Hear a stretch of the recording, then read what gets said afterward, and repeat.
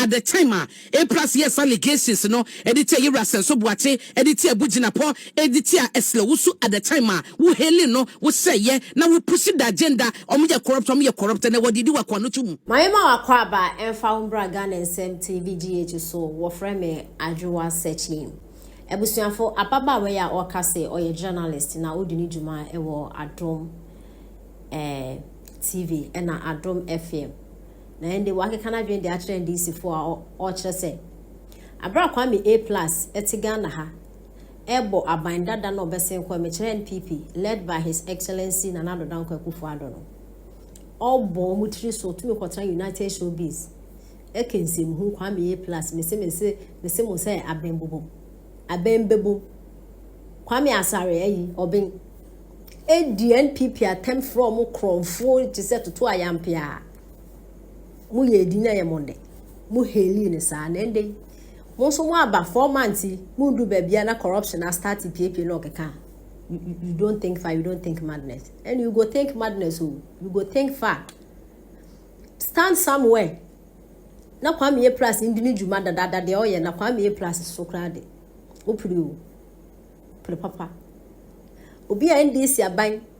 aye supremo ewiase na esro na asase na hye won se o parliament house wono enze wo MP na wudi ni se na besida nyanyama de akon constituency ahwene kire se NPP NDC for abrakwa me plus di nsem ho no mo keep quiet mo keep quiet, still keep quiet, let him flow. Se mo ye pure your friend is saying politicians they mu ye di na kwa me plus in flow na o flow when NPP pensional na mo so ye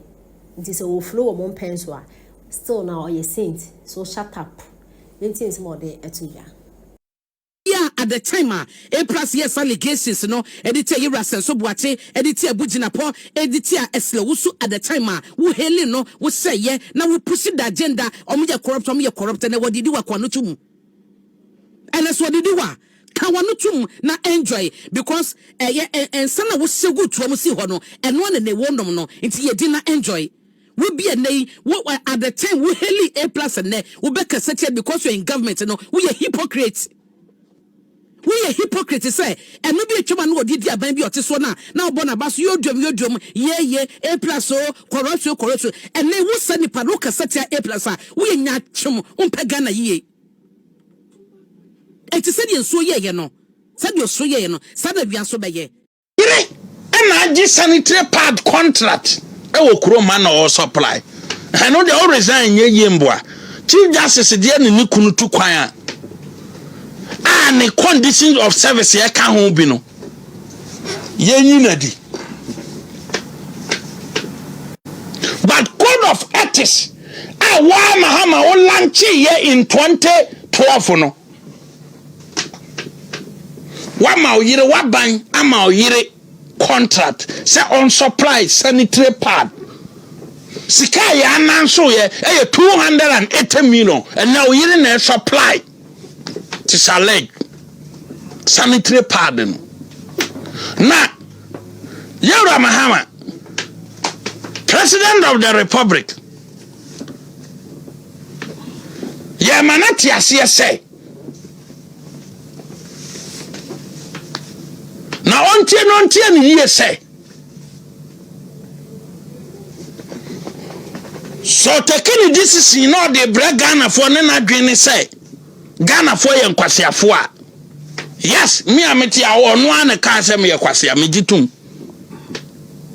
na mo madwen ye adwuma wo mra wo begina ha ka kire se ye free bibi free sanitary pad enkura omo kwatwere BC omo ye 600,000 ya ju obi 500 Ghana what the tamsia 300 million momo calculation mam here 600,000 times 500 Ghana 300 million mebwa and I buy no waje 1 month ago but some ba kunye no wa claim 300 million at the free Ghana for our ho akora bia or create BEC bia no what in 500 Ghana what the times here 300 million ora now Jim Ghana Nino akora ne papa 500 Ghana now the quarter sanitary pad there cost you 280 million we yire na supplier wo ba be ka kire se sanitary pad no e free onko kan kire ne bana ontimi ntwere ne din Farida oh then ontimi ntwere ne din onko kan kire no se ne bana ontimi ntwere ne din no ena onko kan kire ne say sanitary pad ne ye free ena sanitary pad no onche bi ma ne ba Farida no mo onu anfa mo no because enye free enti ono ne yire a omo supply no wo mo anka nkire omo ho say sanitary pad no e free na ma omo pia bonte na omo fa presta entara o ma no omo nkwa kan kire obi ase sanitary pad e free because nyesa megu na nim ase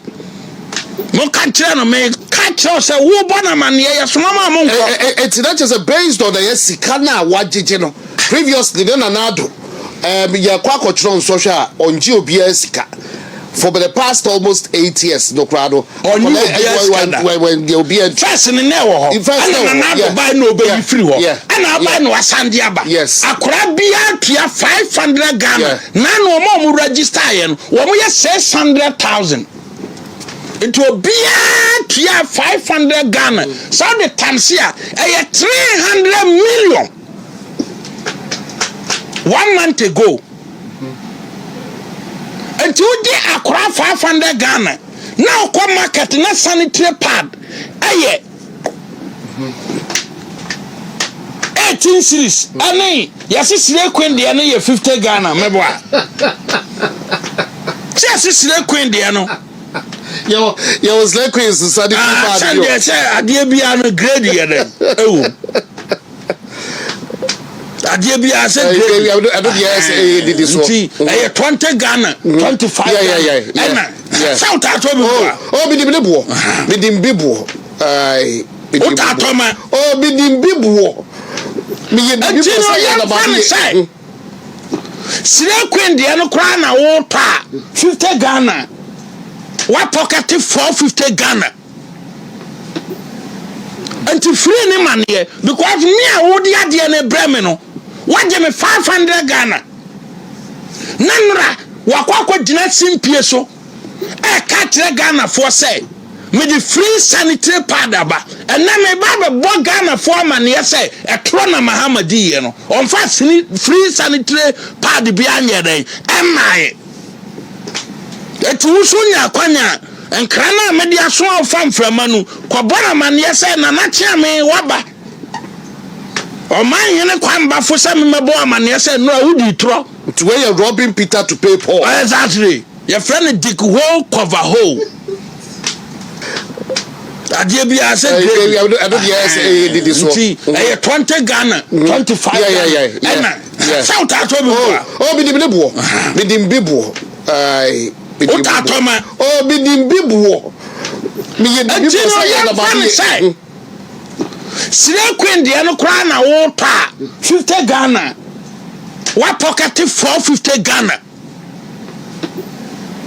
and to free any man here because me a wo de ade na breme no what give me 500 Ghana nanra wakwa gina simpie so ka kire Ghana for say me the free sanitary pad aba and na me ba be Ghana for man here say e tro na Mahamadi ye no on fa free sanitary